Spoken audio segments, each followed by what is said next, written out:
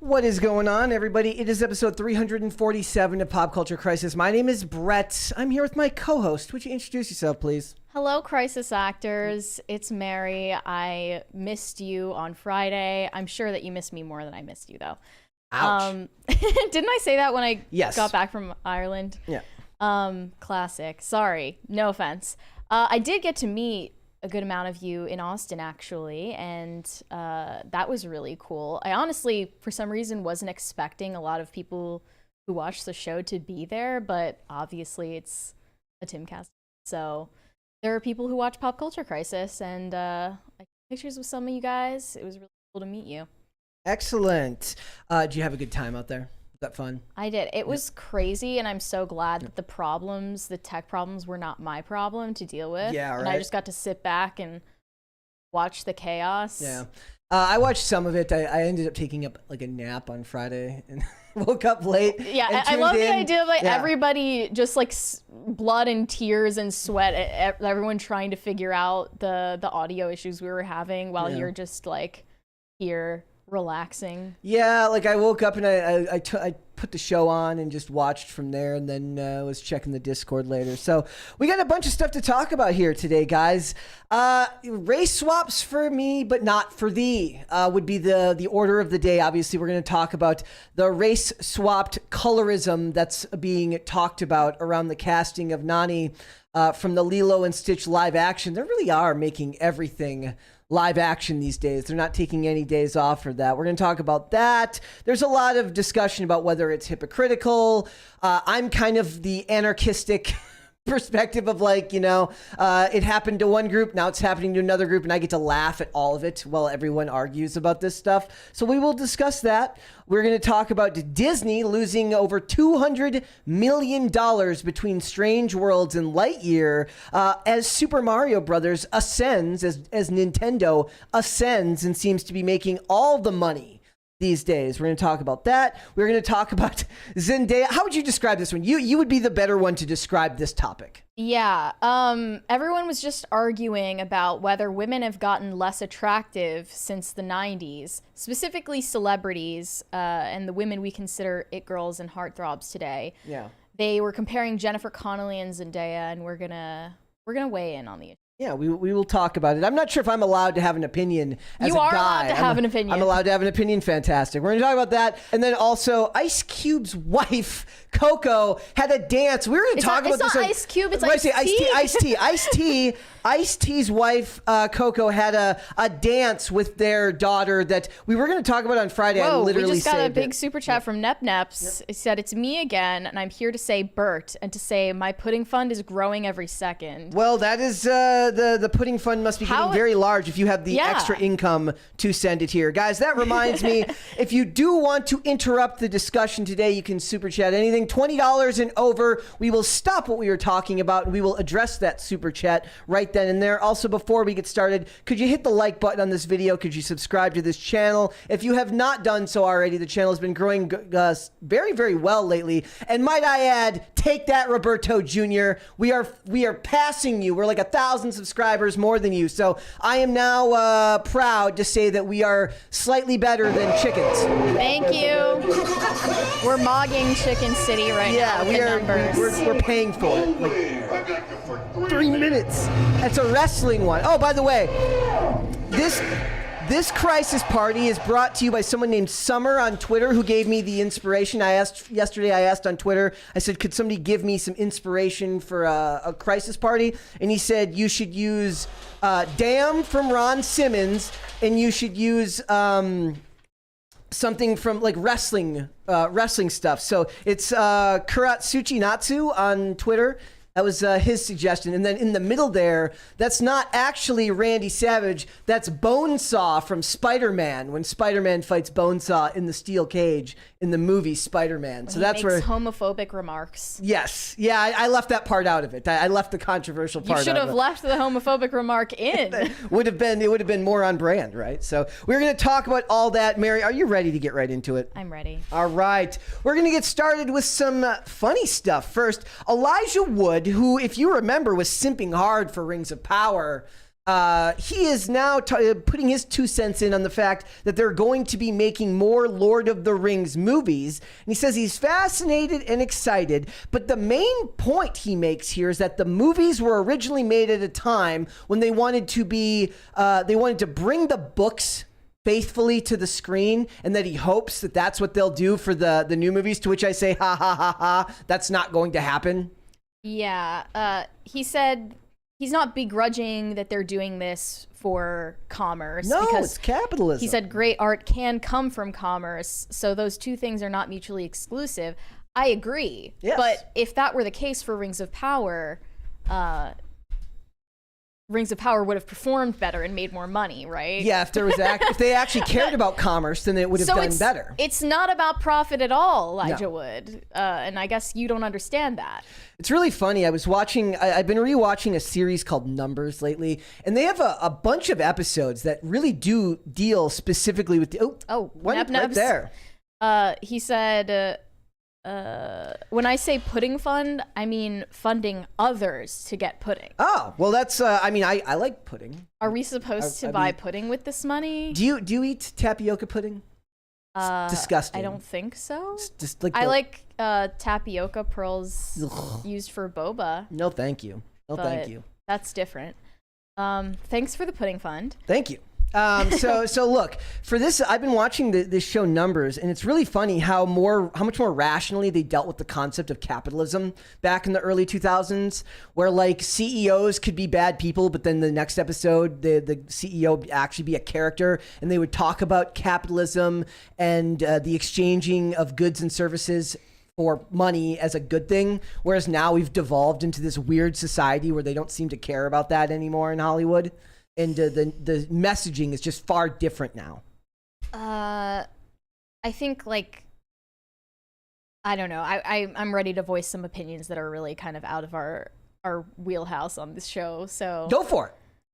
You're allowed. Well, I mean, I was just meaning to say, the more that the importance of individuals and individualism has been tossed aside, yeah, that actually has been done intended for the benefit of capitalism. But now we're seeing the ramifications of that. Well, they talk about how the original Lord of the Rings made $2.9 billion at the box office. I was flooded in my social media feeds with people who went to go see Return of the King at theaters for the 20th anniversary.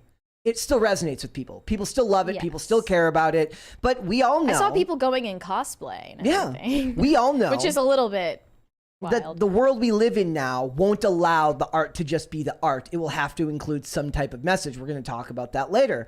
You can't escape it now. And I think part of it's also like, it just harkens back to a time of more innocence for people. Like, was it even any different behind the scenes? Maybe, maybe not. But you thought of it differently, like you as in the royal you. Like, you know, when you didn't know that these things were such big issues in Hollywood, it was easier to look at art more innocently.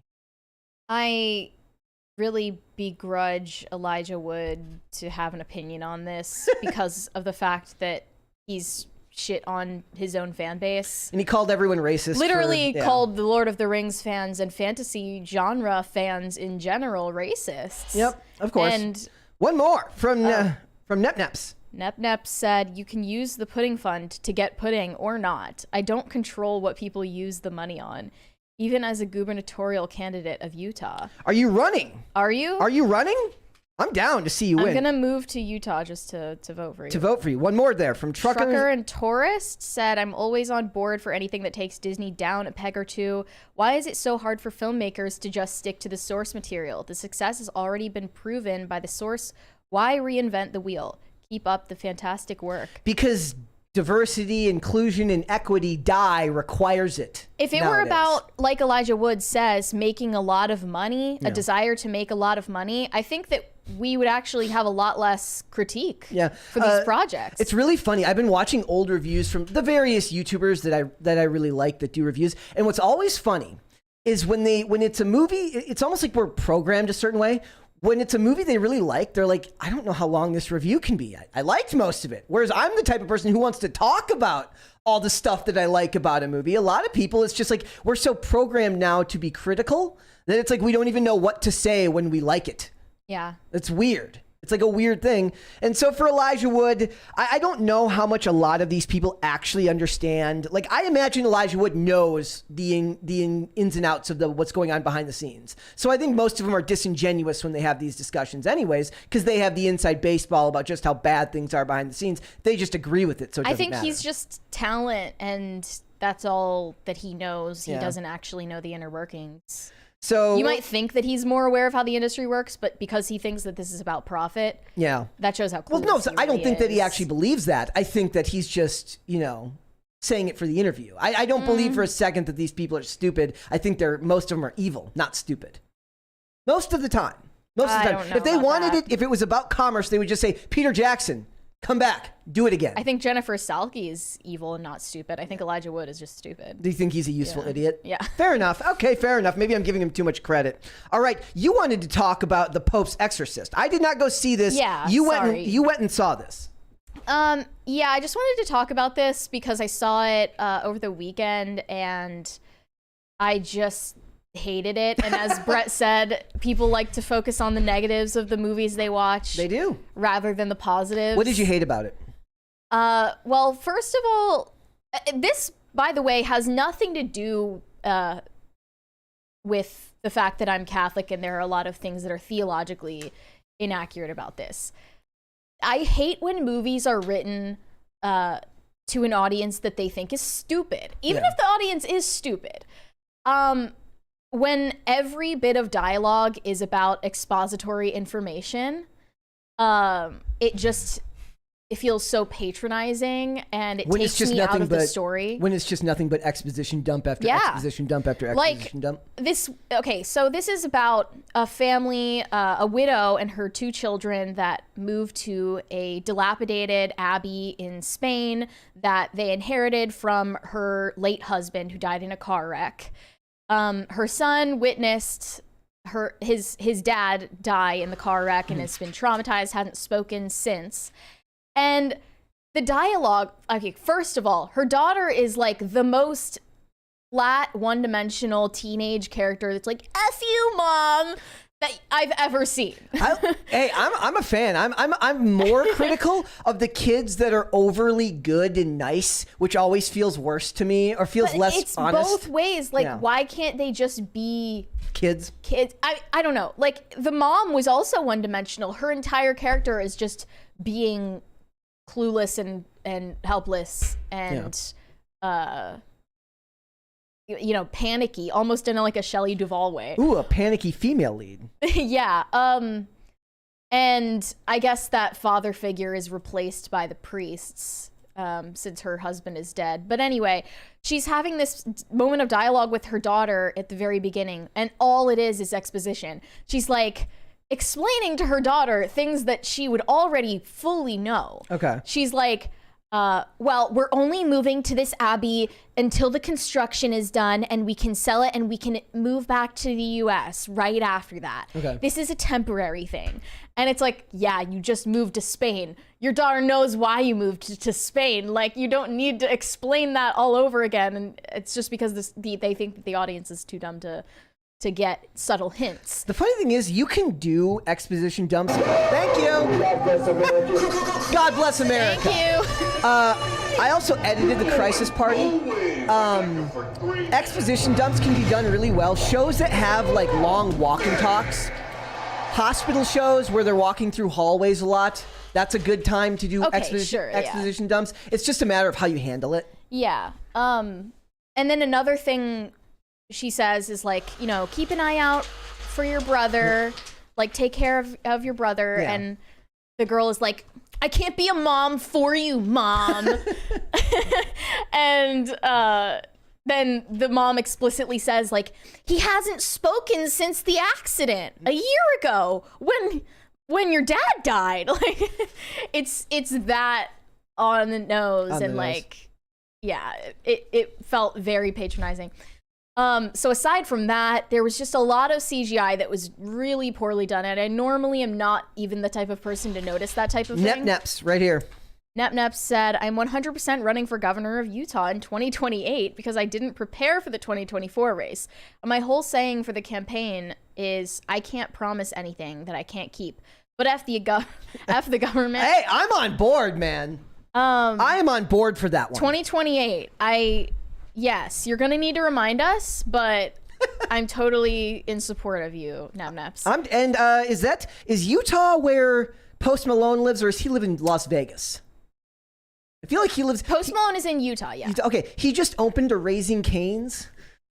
He's a big fan of Raising Cane's, and he just had a grand opening. He didn't want to open his own restaurant? He opened he bought a franchise for a Raising Cane's, and I'm just like, I love it. I love Go it, dude. off. I love Raising Cane's. So I know everyone loves Chick-fil-A. I'm a fan of Raising Cane's. Yeah. All right, keep going. Yeah, the bad CGI was just too noticeable for even If you noticed, it must have been horrible. Yeah, in Marvel movies, I never noticed that it's bad. You guys always say that afterwards when we're reviewing it. This one was real bad. And there were moments where, like, someone is possessed and their mouth, like, opens really wide, and it's just like, oh, this is awful. And it is not, like, this movie was not scary at all. It's a horror movie.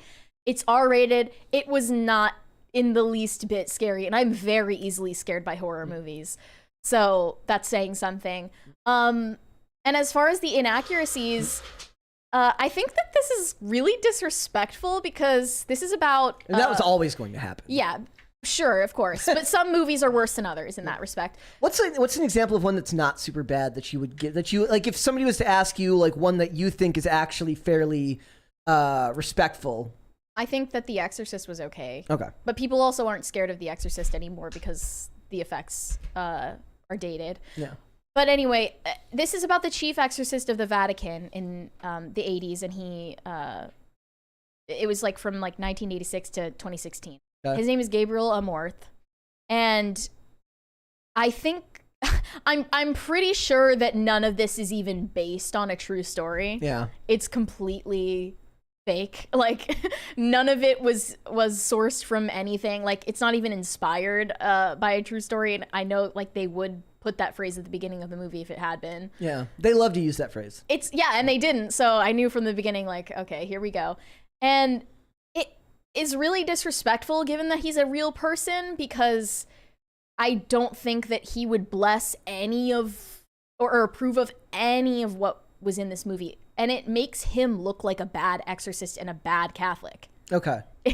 he in the movie volunteers himself to be possessed by the demon that he is attempting to exorcise from the little boy as a way to sacrifice himself for the sake of the kids in the house. That's something that a trained exorcist and any believing Catholic would never do. Okay. Ever. Especially the chief exorcist of the Vatican, who's responsible for training other exorcists. That would never happen. And he also had a younger, inexperienced priest in the movie under his guidance. That would never happen. And then it has this like Marvel like poggers ending that was so like cheap and ineffectual. The Exorcist cinematic universe is coming next. It literally was like, yeah, like the Pope's Exorcist cinematic universe. It ended like, get ready for the sequel, folks. And they like high five and walk into the sunset. Like, it was so bad. It doesn't sound good, but it didn't take itself seriously enough. And I didn't see almost any promotion for this movie, no. So it makes sense. I didn't even know that it existed until I saw a preview for it at another movie. So they just didn't even try. It's sad that Russell Crowe took this lead because I like him as an actor, but this movie sucked. And I guess he tried his best, but it was bad. All right, there you go. That's a review. All right, guys, if you didn't also, I'm not a Love is Blind fan. Okay, go figure. I don't know if I'm the target demographic for Love is Blind, but Love is Blind went off the rails the other night. They were supposed to have their reunion on Netflix, and it didn't happen on time, and everyone's mad. Literally everyone is mad. On my Twitter, people who I didn't even know cared about Love is Blind were mad. They had a fiasco of tech issues, and then ended up not being able to. And then they had a tweet have it live as planned. They had a tweet that says "Love is late," and somebody's like, "Not cool, dude." Yeah, so like you can't joke about something like that. The fans were angry. You know, glad that shit didn't happen to me. Yeah, for sure. That could never happen to me. That would no, never. That would never happen. I'm just built different like that. I'm built different. All right, guys, we got some other funny stuff to talk about today. Gideon, we have to watch this video. This is absolutely incredible. So, Gideon, he gets arrested and asks the cop to get a thumbnail and records his arrest. And I love, like, it, depending on the day of the week, this would either infuriate me, sadden me, or make me laugh tears of joy. Today it made me laugh. Maybe not tears of joy, but it made me laugh. So he used to be a streamer. He got banned off Twitch because he said something mean about Pokimane, or he got into a disagreement with Pokimane. And here's the video. She basically runs Twitch. Yes. Without running track Twitch. of how many times I've gotten pulled over. Here we go. And went live. He's just actually pulled ridiculous. over, goes live. You won't? Bro, Kendrick, say I won't. Jake, bro, you saying you're not going to fall for it? What's up, ma'ams? My manager just joined. People I'm just about to go to hang jail. out and watch. Can you call Lawyer Mark? He knows that, so the thing is, he knows that he has a warrant out at this time, so he knows for he's going to jail. trespassing on a different prank video. Yes, so he knows that he's going to jail as soon as they run his name. I haven't paid off my warrant yet. And it's fucking ridiculous because I could have went yesterday, but I want to make a video for you guys. I'm with him on this. Like, you put off going to do that stuff till the last possible minute. I'm with him on this one. By the way, watch for the watermelons that are piled in the back of his car. Must be for another video. This wraps after this. Okay, he's coming back. Here we go. I'm gonna take off. I'm about to take off. 5. Don't drive off. 3. Yes, sir. He knew it. I'm getting arrested. All right, bud. Any issues up in Harris County? Yeah, I'm supposed to pay off my bond. Me and my lawyer, we were just gonna do it after the weekend. He should have said I was on my way to do it right now. Yeah. I have an active warrant with Harris County. I know. And I'm just going to give you a warning, but they want to place a hold, so you're going to The cop was actually about as cool as you can get in this type of situation. come with me. Yeah. Do you have someone that you want to call to come? Anybody here right now? Everybody's out of town. Okay. Well, if you put your phone in your pocket, man, I'm going to have to put you in handcuffs. Is it cool if I get a thumbnail? Who? Dude, we live in a content world. But where look at how understanding the cop is. He's like, about oh, yeah. the thumbnail. A thumbnail? Before you put the handcuffs on? Well, I'll let you do that once we get to the station.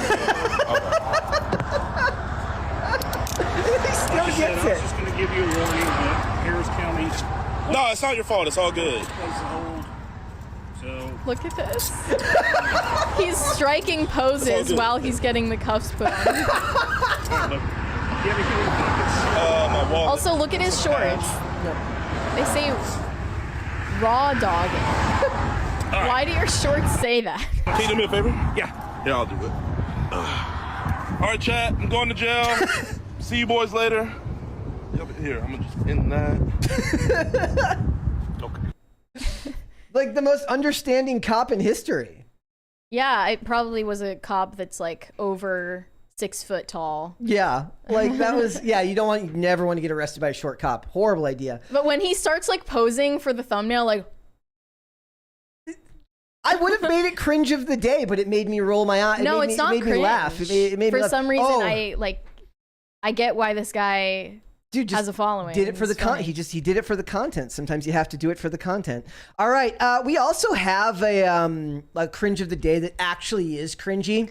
It's bad. Yeah. So All right. if you didn't know, Brad Paisley just recently made a trip to Ukraine, to Kiev. Is that how you say it? Kiev. And walked around with Joe Manchin playing Country Roads. It's not Kiev Roads was taken. They couldn't do. Roads. They couldn't do Kiev Roads. Here we go. Come on. Here we go. Take me home I'm sure this meant a lot to the Ukrainian people. to the place. They were like, thank you so much, Mr. Paisley. What do you think did more for Kiev? This or Angelina Jolie showing up in a coffee shop? They both are obviously humanitarian heroes. and I don't like any suggestion otherwise. Yes. Mountain Mom, take me home. Country road. Too loud, Joe. A little cringe. He was telling Joe to not sing so loud. All right.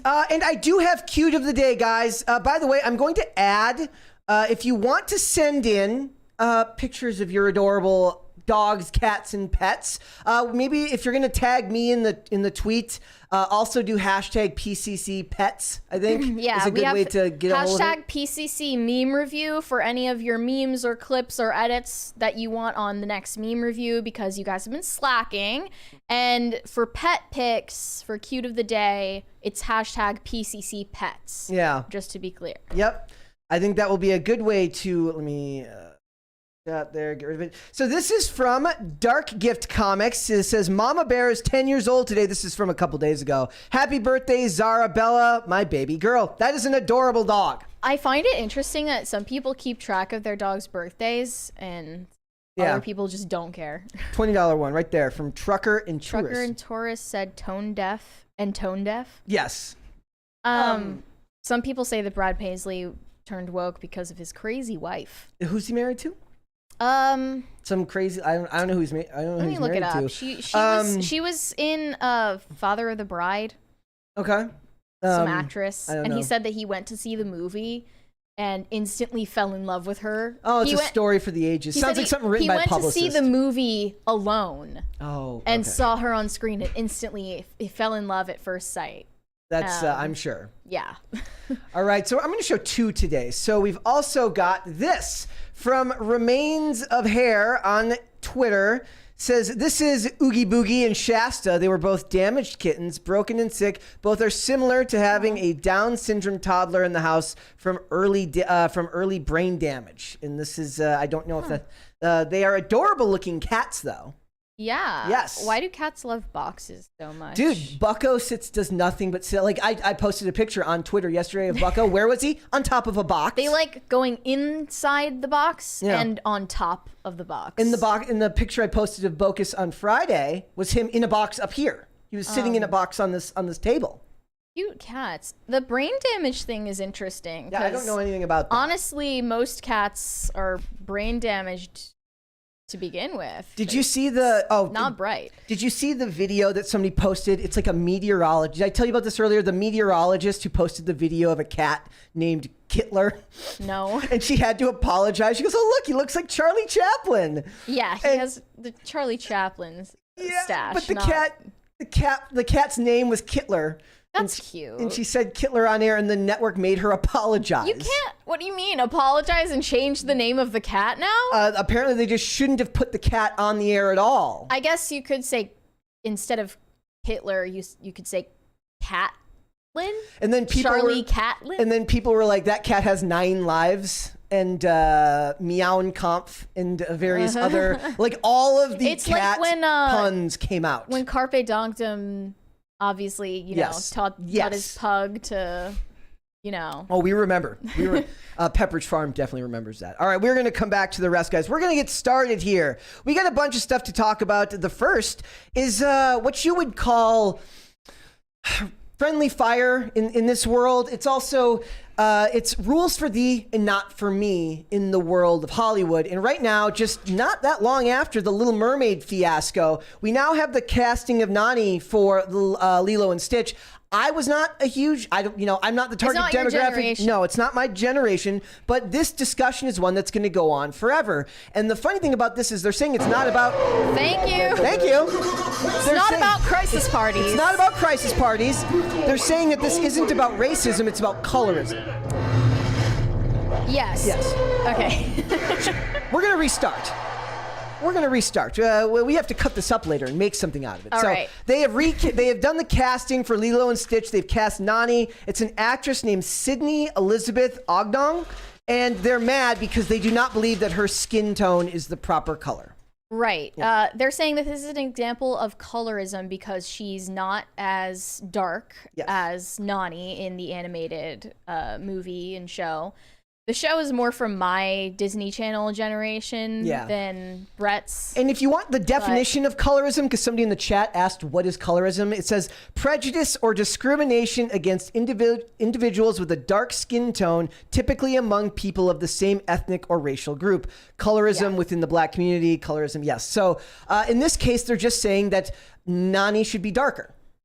Yeah, I mean, it's quite literally that simple. And I guess one thing is that some people are saying this actress, Sydney Agadong, is ethnically Hawaiian. She is not. She is half white and half Filipino, but she is Hawaiian by just her citizenship there. She's from that state as like geographically. So the argument is that she's not Polynesian. She's not, she's not ethnically Polynesian. So that is a problem. And they also think that she just ought to be darker in her skin tone. I think that she resembles Nani well enough in her facial features, and that she probably, with makeup, with color grading, with just tanning based on her ethnicity, her background, she would basically look the same. But people are sourcing all of the pictures of her where she looks the lightest in skin tone to compare her to the animated character and complain that this is an example of racist, colorist casting, when in reality it's just colorblind casting done in the opposite direction that you wanted. When it's Tinkerbell being casted by Yara Shahidi, or Holly Bailey in The Little Mermaid, or any of these other examples, it's something to be celebrated arbitrarily. But when it's done in the opposite direction, then it's a problem. And it's funny too, because like somebody in the chat says Mighty Rax says not too many Samoan actors. Well, like Hawaii Five-0, the modern version of Hawaii Five-0 did a very good job of casting that show. I don't know if maybe they got the same like if they have the same casting director working for them for a project like this, that would have been very good. But this was just, it was never going to be not controversial. And I'm just going to laugh at all of it, because I'm going to laugh at it when they cast Ariel, and I'm going to laugh at it when they do this, because you're never going to make everyone happy, and someone's always going to be angry.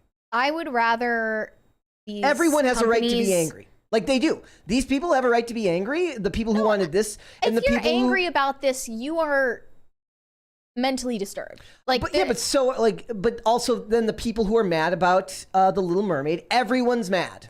I don't think of it's something to be mad about. I think it's something to just point out and not pretend that this is colorblind casting. I think that all of these casting decisions have a considerable amount of thought and discussion beforehand. Absolutely. And how it will go over with the public. So when Disney did this, I cannot imagine they didn't know that it would receive backlash. They know that in both directions, the outrage marketing works. Here's the problem. When this happened before, Disney offers their full-blooded defense of the actress of Halle Bailey in the Little Mermaid. They do not. Disney's been suspiciously silent on this. So they're just leaving her out to dry. But don't tell me that Disney didn't know that there would be backlash to Sydney Agudong being pale and also not being of Hawaiian heritage.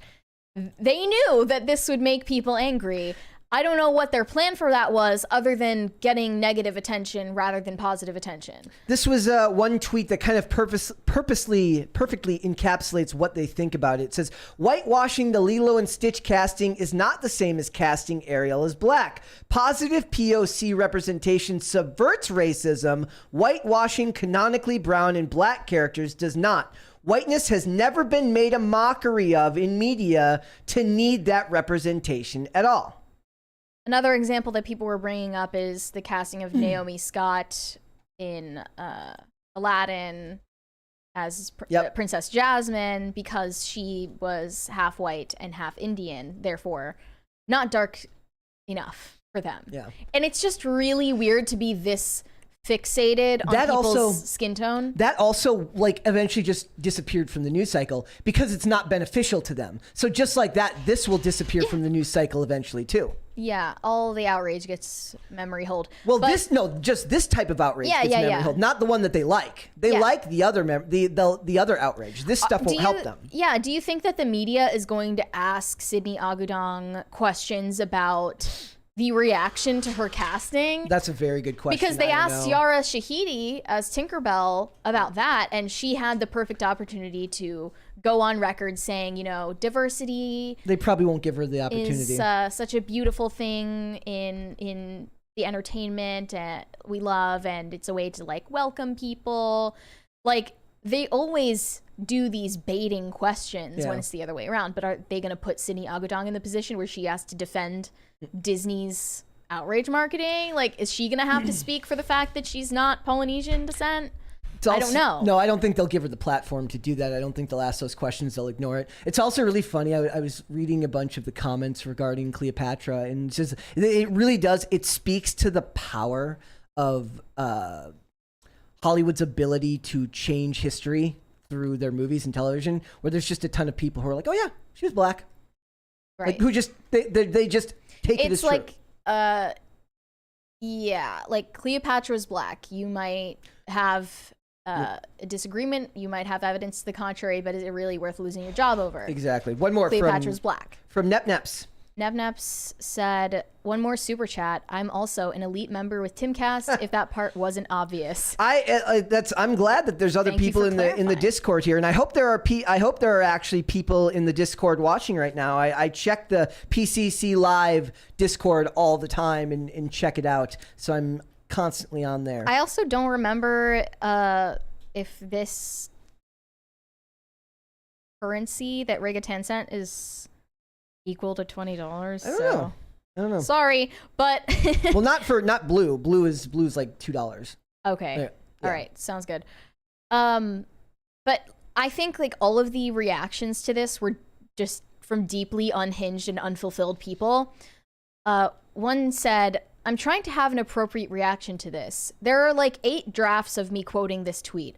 All of them would get me suspended and maybe even jailed. Yeah. So you were making violent threats? This is why Get the feds on their asses. This is why it's better to just laugh at all this stuff, guys. Like, I understand the desire to get angry at a lot of this. They're working to actively change history, and they really are in a lot of ways working to ruin the culture. But speaking out against it is important, but also remember to keep your sense of humor. Like, I don't want to be the outrage guy. I want to be able to laugh at everybody when this stuff happens, because it makes me laugh, because it feels like maybe it's like a response, like there's nothing I can do about it, so all I can do is laugh.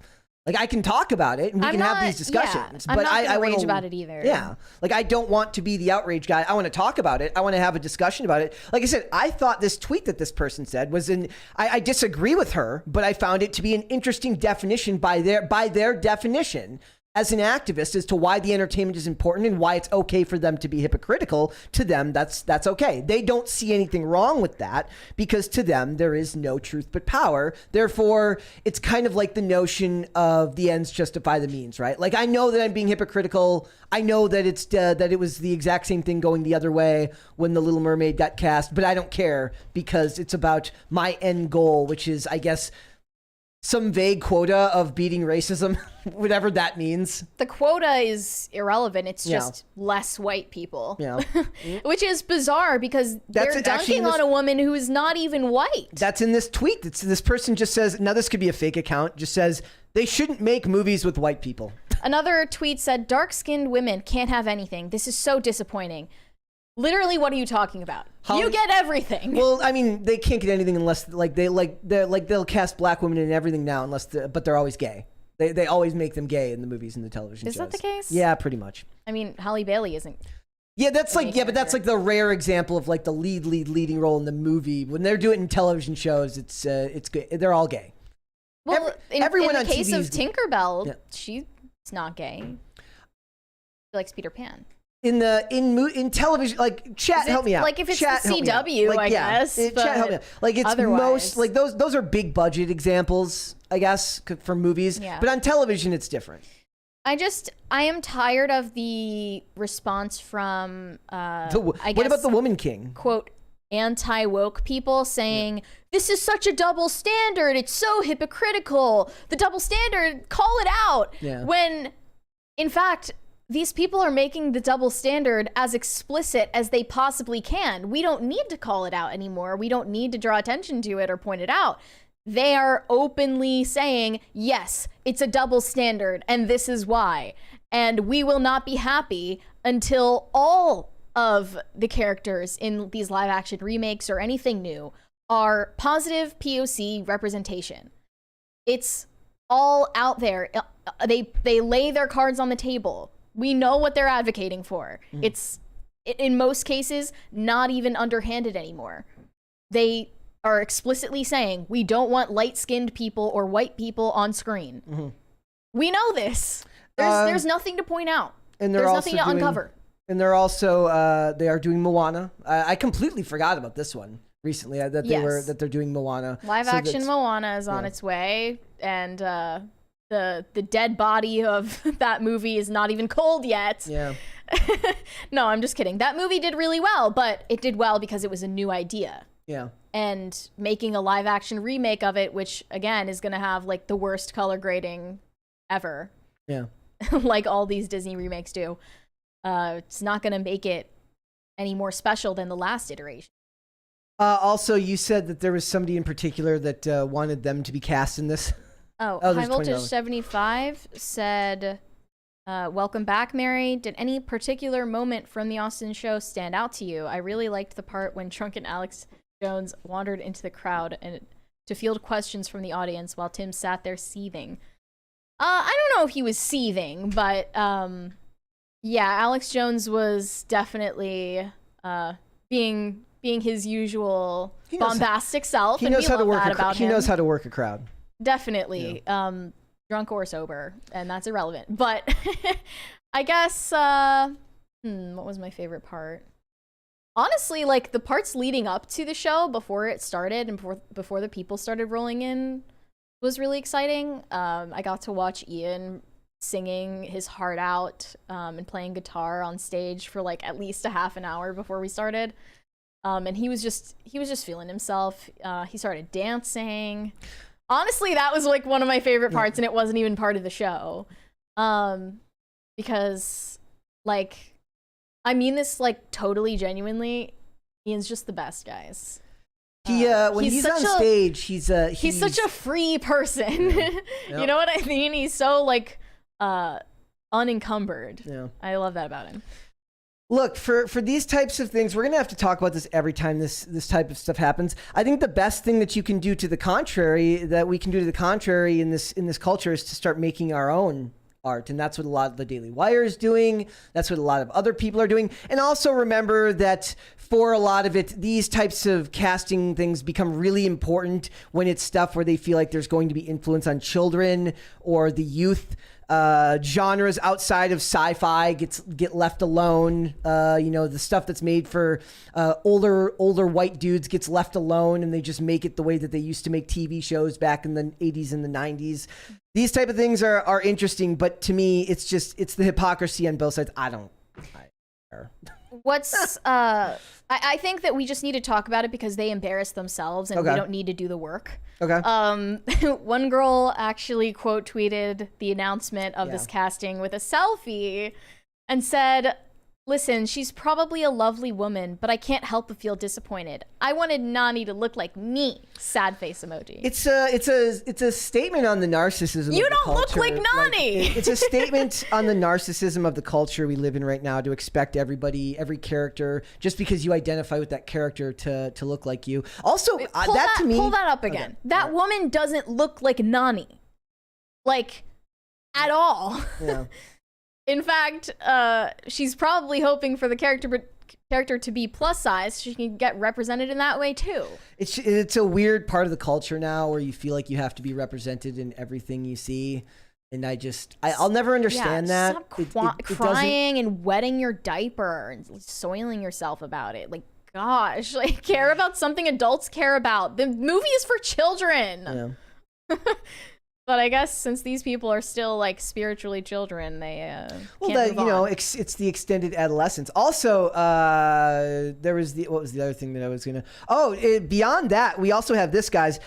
They canceled. If you want an idea of just how much the culture has changed and how much they're willing to not let your opinion be heard, somebody started a cancel Queen Cleopatra. A cancel Queen Cleopatra on Netflix change.org petition, and it got taken down by change.org. I wonder why. I have no clue. It Why violated community guidelines, whatever that means. Why would that be? Sounds bogus. Why would they get rid of that? So that they can alter history all they want, and you won't have any say in the matter because they get to be the ones that are arbiters of truth. I mean, I know that change.org petitions have never really changed anything, but it's just a way that people are trying to voice dissent against all of this insanity. It says over 85,000 people signed the petition before it was taken down. Can't imagine where it would be at by now if it hadn't got taken down. People know that petitions like this don't stop Netflix from doing anything that they plan on doing. I don't know it's if just, these types of it's just to make a point. point. Yeah. You know, it's just to say, like, not everyone is cool with this. Not everyone supports this. And you can't even do that. Yeah. It's just disheartening. And it was the Greek City Times that wrote the article. Whatever happened to representation of Egyptians? Right? Yeah. Like, Cleopatra was not African American. I also don't know if the Cleopatra movie starring Gal Gadot is still going forward with Patty Jenkins. That could still be going forward, but I'm not 110% sure. That was still in the works. Wait, the what was last I that? heard, they're making a Queen Cleopatra movie starring Gal Gadot. Not a documentary. No, It's a movie based on a separate thing. yeah, Okay. a movie, and starring I believe, Gal Gadot. Yep. And as far as I know, that's still going forward. Okay. So that would be, maybe that's the answer. I mean, she looks Mediterranean. We That have makes a hell of a lot more sense. The Cleopatra cinematic universe, and they can both exist in the same, Earth 1 Cleopatra is the Jada Pinkett Smith Cleopatra. And, It's gonna be like Kang. I guess Earth 1 Endless multi-dimensional version. Who played the original Cleopatra? Elizabeth Taylor. She's Earth 1 Cleopatra. Gal Gadot can be Earth 2 Cleopatra, and the girl in the other one can be in the Netflix one can be the Earth 3 Cleopatra. That's what we'll Nobody can do it like Elizabeth Taylor. It's just a fact, do. y'all. There's a lot less gravitas these days than there was No. back then. There was a lot more gravitas back then. Yeah. So, all right, we got some super chats there. Andrew Jacobs said, binging Cast Castle. Shout out to Wesley and Taylor. Well, thank you Well, on shout their out to behalf. them, but Yes, shout out to them. We'll let them know after the show. Yep. Yorishima Otaru said, race swapping, not even once. Make a new character. Well, that's what they did with Moana, but it just starts all of these new problems every time. Just put something to rest. Never ever remake anything ever in history, ever Please. once, never at all. Genuinely, like, how do you think Moana came to be in the first place? Someone was like, we need a new character. Are we ever going to do that again? Maybe. Gabby Hayes said, I decided to join an A24 film group on Facebook for fun or to spy on people and see if they're basically another cult. The results have been quite damning. Love you both. Happy Monday. So it is a cult. We need to hear more. Do they have like a secret handshake to identify one another? Like, do they have to clasp arms on top of their A24 tattoos?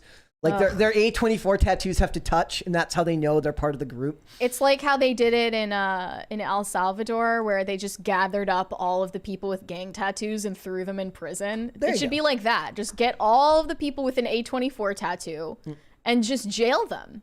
Just immediately. Just to be safe. We can't do this fast enough. But we need more intel, Gabby Hayes. Please dish some details. There's a $50 one right there. The King of Pudding, this is not Nepneps, said, yeah, I lied. This is my final one because this name represents myself more. Well, you are now seen and validated. Representation matters. Representation matters, my friend.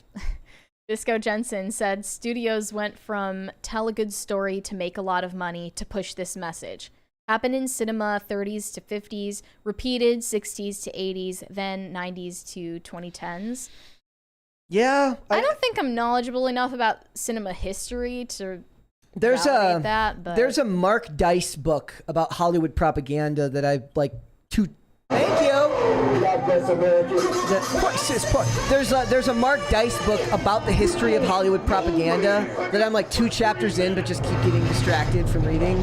Now that I've got Speechify though, or I'm gonna like look for like more audiobooks to do stuff like that.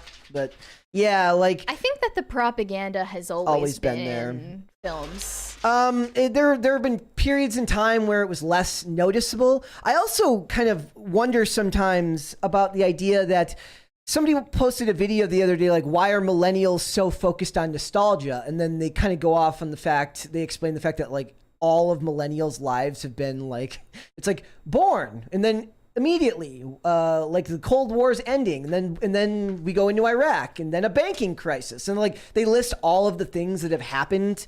But I think you could list catastrophes like that for any period of time. That was kind of what I was saying. Is like I wonder if my dad or my mom would have been able to do the same thing, right? I mean, like look at the Vietnam War, and it's been going on at least for the last century. I think a lot of people forget that it's just different now because we're more connected with the rest of the world.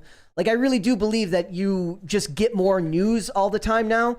When you were, before cell phones, before you had a phone with the internet on it, you went to work and you answered the phone or you sent text messages to your friends, but your friends and you weren't text messaging about news articles. Yeah. You were text messaging about what you were going to do with your night that night or what was going on with whoever you're dating and stuff like that. You're now just so handcuffed to news and information that all of it is propaganda in some way, shape, or form. The movies and stuff just happen to be how we discuss it here.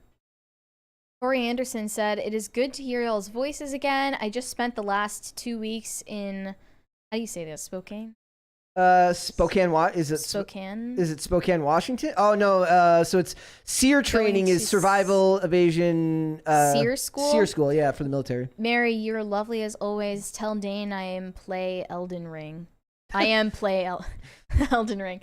We will let him know. Yeah, we'll pass that along. Yep. Carnell says we used to be a country, Brett. Yes, that part, proper country. That part does ring true to me a lot of times when I'm watching stuff. I was watching this episode of Numbers where they have a conspiracy episode. Literally, it's like a World Economic Forum type group that meets in California, and they go over like the episode. 2 of the characters go back and forth about the JFK assassination, and they fight about it a bunch, and then at the end, they just decide that it doesn't matter and that their friendship matters more.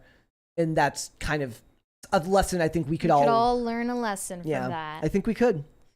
Luis Aguilar said, let Post Malone cook. Yes, he should cook at the restaurant. Yes. At there, he should. All right, let's hold off on the rest. We will come back. Guys, we're gonna move on. So Disney has been taking many L lately. Strange World and Lightyear both lost money. Strange World lost $152 million, and Lightyear lost $106 million, all while Super Mario Brothers is well over, by now on Monday, $700 million total, only in its second week, and is going to surpass $1 billion easily. Why do you think that is, Mary? It says, yeah, it's second just to Minions Rise of Gru. Well, Universal has been outpacing Disney for a while now. Yeah. From DCNC. Said Billy Joel, we didn't start the fire. Lyrics describe boomer issues. Do you think that's true? I push back. Meaning what? I push back on the people that blame boomers for everything, even if I think they're right most of the time, because I just, like I say, everyone should have the decency to complain in silence, to suffer in silence. Right. I'm half kidding. I'm obviously kidding here because my job is to complain here. But I'm saying, like, when everybody complains, it's about dignity. Yeah. When everybody complains about the housing market, and they're right, they're 110% right. I'm still just like, I get it. It sucks for all of us. Yeah. I mean, honestly, it doesn't suck for the boomers that much. No, I'm saying for everyone else. Yes. It does suck for everyone else. I'm just like, I get annoyed because a lot of people, they just complain about everything. True. Yeah. Yes. Well, which we're, of course, doing right now. We're complaining about stuff. So exactly. We are hypocrites. Anyway, sorry. So I think that this is because Universal has been putting a lot more thought into their animated movies. I saw Puss in Boots, and honestly, I was like floored. I thought that it was going to be trash like the rest of family-friendly content that's out right now. And it was something I felt like they genuinely put care into. And everybody who watched Strange World or Lightyear last year almost totally reported that they sucked. Yep. And they're also ideologically charged just enough to tip off the people who are sensitive to that, and they didn't want to see it either. Yeah. Well, those people never actually spend money. The same thing happens in comics, where you make all your comics for a very small portion of the population, none of whom actually spend the money on the comics. They might buy an issue every once in a while and just to take a picture of it and share it on social media, but most of it is all hollow virtue signaling because they don't actually care about the art or the medium. I do think that having a Nintendo cinematic universe becomes ripe for corruption down the line, especially if it becomes as popular as the MCU. I think one safeguard against that is the fact that they are Japanese. Yeah.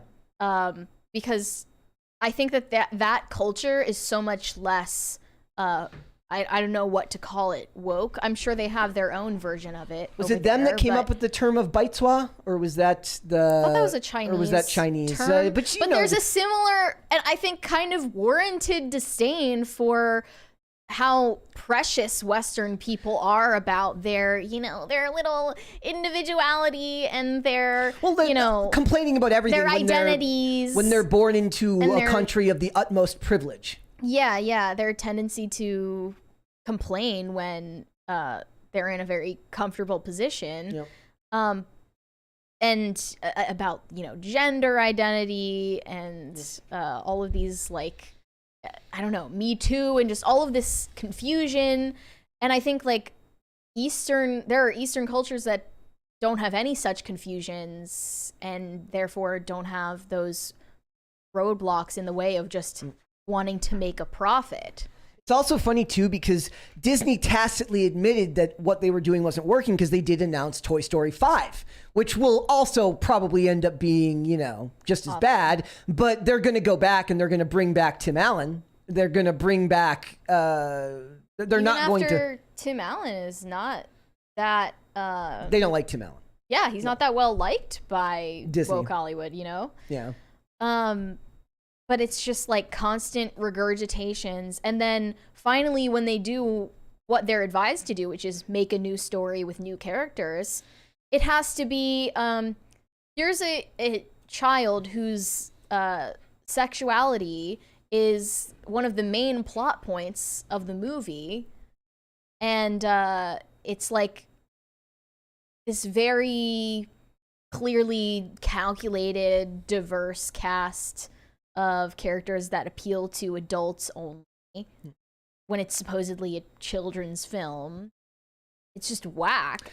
I don't think children like this. I do think that they should avoid. I would rather they didn't make a cinematic universe of any sort. I'd rather Nintendo just made good movies and keep the freedom to make them separate and not connect everything. No, yeah, not everything needs to be connected. They've got this right here on screen. So they've got Super Mario Brothers and then Detective Pikachu 2. Unfortunately, it's not called Electric Boogaloo. That'd have been fantastic. Zelda, Star Fox. So I was right about Star Fox. Earthbound, Super Mario Brothers 2, and then Metroid, and then they're going to do Super Smash Brothers. So I guess Super Smash Brothers is like the Avengers. Yeah, that's kind of clever. Yeah, kind of. I worry only because video game adaptations have been such a disaster. Yeah, but on a routine basis, the ones that are more for kids seem to do better. So Detective Pikachu did fine. Sonic, people loved. Sonic 2, people liked. Somebody even made Wreck-It a comment. Ralph was good. Yeah, but the sequel sucked. Somebody made a comment. They said they don't realize how much lore there is to. They were talking about us because we talked about a little bit of this stuff on Friday about how much lore there is behind Sonic, and there's a ton of much like a lot of people might not realize that Power Rangers has become its own thing for 30 years. Sonic has tons of lore behind it, but when you're making movies for kids, Sonic did a good job of putting Easter eggs in there that the parents would like or love, and that the kids might understand, but it wasn't necessary for the story. It didn't matter in the movies. Yeah. In the movies. So for me, I think that this is the way to go, but just disconnect the movies. Do you think that we're going to eventually reach a point here where superhero movies will fall to the back burner if they keep making poor ones the way they are? There's the argument to be made that we are not in the middle of superhero fatigue. We're just watching bad movies, and that people will go see movies when they're good. I mean, you lose trust with an audience after consistently. When it's consolidated down to just one or two companies, then the trust carries from movie to movie. Whereas back in the day, 2 or 3 companies could make a bad action movie, but the 4th action movie doesn't necessarily mean it was going to be made by the same company. So you haven't lost the trust you've lost when it's consolidated down to just Warner Brothers or just Disney. Right. Meaning Marvel and DC. Yeah. I guess it's not necessarily superhero fatigue, but... Well, I think people are just sick of bad movies and are sick of movies. Like, it's really funny. I watched this great video. Guys, there's an amazing video where Zach from Comics Matter points out that, do you remember when we talked about Ike Perlmutter and the guy who, okay. And how like people just don't like that guy. They don't know why they don't like him, but they don't like him. And he got out of Marvel movies. Like, he stopped being involved in Marvel movies, like right when they started going bad. But people can't figure out why they don't like him. And it turns out he's given like hundreds of millions of dollars to like gender affirming care. And so he's actually like socially liberal, fiscally conservative, but people just heard that they don't like him. They don't know why, but they just hate the guy. And he also people like people on Twitter who complain about anything to do with Marvel that isn't Kevin Feige, right? So they didn't like him because he was an executive and he literally got Marvel out of bankrupt. Like, he sold Marvel to Disney. So in a way he saved the comic book industry from dying by keeping it alive and selling it to Disney. And also he gives money he gave like $100 million to the Innocence Project. So he's like, what is the Innocence Project? It's like to help people who are wrongly accused. Clef the Misfit said, how are they going to make an Earthbound movie for kids? Ness literally has to rescue Paula from a cult, and at some point they enter an LSD trip, Forside, where they're attacked by surrealist paintings and fire hydrants. It could be one of those things where that one might get a different rating than the rest of them. That's an interesting thing. Does anybody know in the chat? I don't know off the top of my head if all the Marvel movies got blanket PG-13 ratings. Were there any PGs in there, or were they all just generically PG-13? I think they were all just generically PG-13, whereas they might not be able to do that with Earthbound. Maybe that ends up being PG-13 while the rest of them are PG. Also, did G-rated movies even exist anymore? When was the last time you heard of a G-rated movie? It's been a while, but I guess it's not relevant to me anymore. Yeah, but I can't even remember the last time I saw a G-rated movie advertised. I knew kids growing up who weren't allowed to watch PG movies. Yeah. Not PG-13, but PG. Like, they could only watch G. I don't know if G exists anymore, but that's a good question.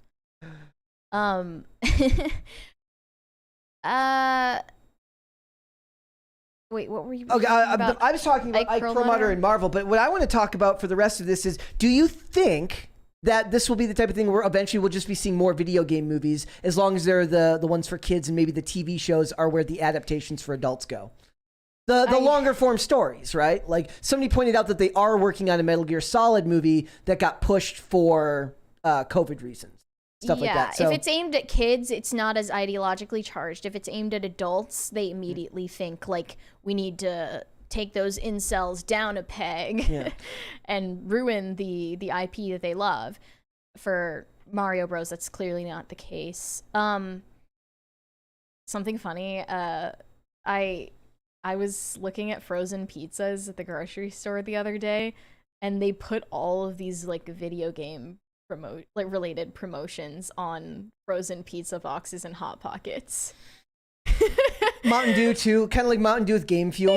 Yeah, it's a little bit insulting, but at the same time, I'm sure a lot of people are buying it and they're like, crap, I'm the target audience. Like, I've become the target audience. Literally, it was like Assassin's Creed promo codes on like stuffed crust DiGiorno's. I'm so hungry now.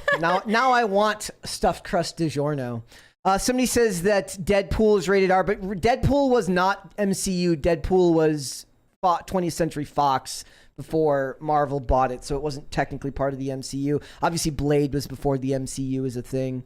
I don't know, man. It's like I think video game movies end up in the next 5 to 10 years they end up surpassing it. I video think game culture movies changes. that aren't based on existing IPs have done well though. Like Free Guy did well. Free Guy was great. Wreck-It Ralph did well, and that's not, to my understanding, I don't think that's based on a real game. And I don't think that they should make a Free Guy 2. I don't think it needs to be made.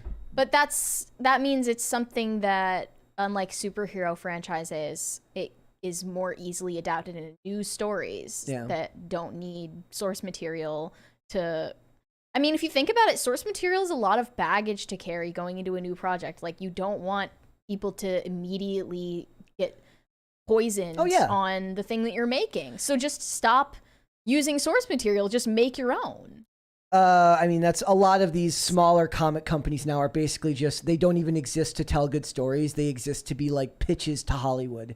Like the stories are told with the idea that they're not going to remain stories on paper. That's that they're where the going money to, is. that's because they want to get to where the money is. So it's sad. Sort to of like see. getting a book deal and writing a book just so that you can sell to Hollywood. Yeah. Yeah, it's sad.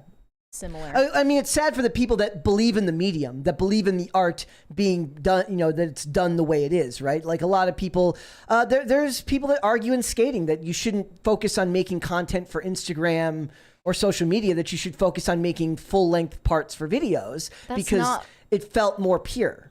Sure, but that's not where technology is at right now. No. That's not what people are consuming now, so it's irrelevant. What would you like to see adapted? I asked the guys this on Friday. I said, if you could see a game get adapted, what would you? I didn't grow up with video games. None that you'd like to see. I wasn't allowed to play video games. Donkey Kong. They got to make Donkey Kong. And I mentioned Star Fox on Friday, and that's on this list there. So that's how do you interesting. think anime adaptation, like live action, not in America, from anime? It's not going to work. I know that like you mentioned, too much baggage, meaning that it will never be allowed to be that honest. Or I know to the be Death that fair. Note series was widely hated. I don't know how well that can translate. Solitaire the movie, somebody says. Yes, or maybe Pac-Man the movie. That was already a thing, but right? we can remake it. We can make Pac-Man 2. Are they going to make a Miss... I thought they were saying they were going to make a Miss... of course, they have to make a Miss Pac-Man movie. They wouldn't be able to just... Wasn't that a real thing? That you have to look that up. Didn't that happen? Look that up. Let's see. Is it Miss or Mrs.? Miss Pac-Man. MS. Right? Not Mrs. Pac-Man. I can't find anything. But we need the representation for there was a Clue movie. Pac-Man. Remember Clue? Yeah. Yeah, there's a Clue movie. Yeah. All right. We got some super chats there. There's a couple there. Okay. Cornell said, all hail to the crisis actors and happy Monday to the awesome dynamic duo that is Brett and Mary. Well, hello and happy Monday. Happy Monday. Hope your day is going well. I hope work is going well if you're at work. Ryan Rubino said, just wait until they realize that Stitch isn't from space. Wait, what? From Lilo and Stitch. I thought he was from space. What do you mean? They cast him in the movie. Like, they're not going to be able to cast an actual person from space. Are they going to cast a dog? I always thought that the story anyway was just about a kid dealing with grief. Yeah. Right? And getting an imaginary friend. But maybe I'm looking at At least we'll never have to worry about Calvin and Hobbes, the movie. They'd ruin that. No. Rega Tan said, tell Ian to watch Jesus Revolution. He was in it. Was he now? Was he? I heard bad things about Jesus Revolution. What was so bad about it? I think that a lot of like Christians who are more, I don't know, on the trad end of the spectrum didn't like how it sort of integrated Christianity into the hippie movement, into something synonymous with the hippie movement and like free love and stuff. Okay. But I don't know what the plot of the movie was, so who am I to say? G. Santoyo said, I prefer Elizabeth Taylor as Cleopatra. Mary would agree as with you should. Violet eyes, guys. I love that the lore about her is she got divorced a bunch of times and she had purple eyes. I think it was like 8 times, right? She had like 8 husbands, 9. A lot. More than J-Lo. Yeah. More than J-Lo. David Tavares said, people creating content today, mostly millennials, are mostly eternal adolescents. It is sad. I don't think anything will change in the next 10 years. The question is, look, for the ones who make a living doing it, like, I can't hate on them for that. They make their money, right? Gideon in particular, or like what? Say that again. Gideon. Well, yeah, like any of those people. Like I can laugh at the dude who got what happened to him at the I can laugh at them when shit goes wrong and stuff goes Like the wrong. guy the prank YouTuber Yeah. we were talking about that got shot. Yeah, at like the that's mall. F around and find out, right? But like if you're making the money and surviving, like a lot of the times, as much as that is a form of protracted adolescence, they're learning how to work for themselves more than anyone in my generation was taught how to do that. Like my generation was not taught how to work for yourself. My generation was taught you go get a job, you go to college, and then you go work for someone else. That's when that model did work, though. When Yeah. you would be at the same company I mean, on a steady track. that didn't even work in of my promotions and raises. No, I don't mean Yeah, your generation. before I mean, me, yeah. Yeah, like you're on a track for like 45 years, and then you're set for the rest of your life. It's not really like that anymore. So I guess you have to film yourself getting arrested. Yeah, like I can't be mad. Make How your money. far we've fallen. Make your money, I guess. Ryan's Depending on the day of the week, I could be mad at that. Like I could find that to be just the downfall of society on a Tuesday, and on a Wednesday I'd find it hilarious. I guess I'm just an inconsistent person. temperamental. Yeah. Ryan Spinell said, "Love y'all. Keep doing yo thing." There you will. go. Thank you. Thanks. Let's do one more, and then we will move on. 1,000-Foot Deep End said, I think millennials are so nostalgia focused because we were the first generation to have immediate access to what we grew up with. Factors into the extended adolescence. Thoughts? Yeah, like believe it or not, Mary, there was a time when you couldn't just watch your favorite like animation from like a movie you saw 10 years ago on YouTube. Like you had to just either have it on a VHS tape or you had to record it somehow, and you didn't just have immediate access to everything that ever inspired you. Like I go back and watch weird stuff. Like there's a video wrap up of the 1991 World Series that I had on VHS growing up that is on YouTube that I can watch at any time. Back in the day, I would have to like go dig out my VHS player and put that on to watch it, and you just wouldn't do that normally. Mm-hmm. All right, we're going to move on. A debate erupted on Twitter over the weekend, and you know we love that, and we're going to adjudicate on the issue. It's, of course, about women and men and them just talking past each other and the battle of the sexes and sexual marketplace value and all of that ugly stuff. Here is the original tweet that started it all. Any Zoomer who thinks the right pick is above average. Can you show the tweet? There's a $20 one quick for there from Boosted Yogi. He said pack Zeezer. Wait, so yeah, and We need somebody to- else has said pack they them. We need to show the Sun Optimist tweet. Okay, let's start over here. So let's just re-describe what we're about to look at here. Okay. So there was a debate about whether women were more attractive objectively in the 90s compared to today. And they debated this using the examples of Jennifer Connelly and Zendaya. And I guess those would be considered the it girls or the heartthrobs of their own times. And it compared one picture of Jennifer Connelly and a paparazzi photo of Zendaya, where Zendaya is not wearing makeup. She's walking in the middle of the night, probably getting out of an Uber. She does look mad. She doesn't look like glammed up or anything. So the tweet said, any Zoomer who thinks the right pick is above average attractive doesn't understand that in the 90s, 7 looked like the left pick. Above average meant something else back then. There'd be like 10 girls as or more beautiful than Connelly working at every chain restaurant. So She is so beautiful. with lived experience, would you say true or false?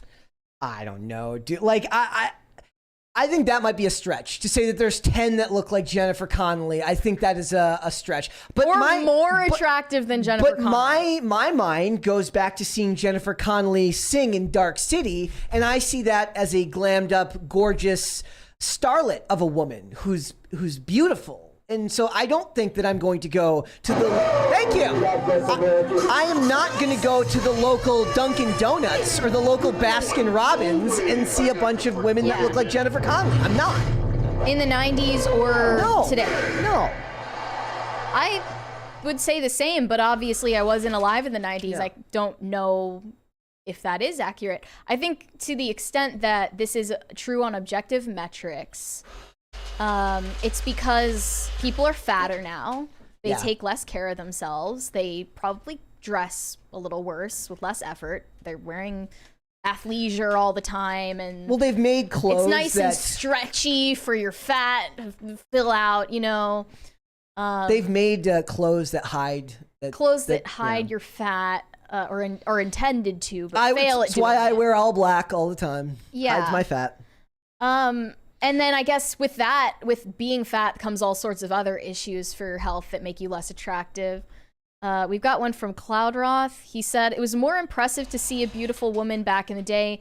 You know, they didn't have any work done. Those perfect teeth were a gift from the genetics gods. Yeah, that is true. Well, people still had braces, but yeah, I get what you're saying. People are more likely to get cosmetic procedures today. Speaking of weight, there was a scale downstairs over the weekend. It was like a glass scale. Okay. And I was like, is this a prank scale where I'm going to step on it and it's just going to break in two pieces and start going, you're fat, you're fat, you're fat. There's gonna be like an alarm bell and like the red lights start flashing and it's like, woo, woo. Look, You I are was fat. I was like I'm already kind of fat. Like I don't need a scale telling me that I'm fat. I mean, by today's standards, what is fat anyway? I know, think right? like it's really, it gets a lot of traction when people point it out, but like people post a picture of like George Costanza and they're like, this is what was comically fat in the 90s. Yeah, in a lot And of ways. it's true, like our standards for ourselves have definitely lowered, Yep.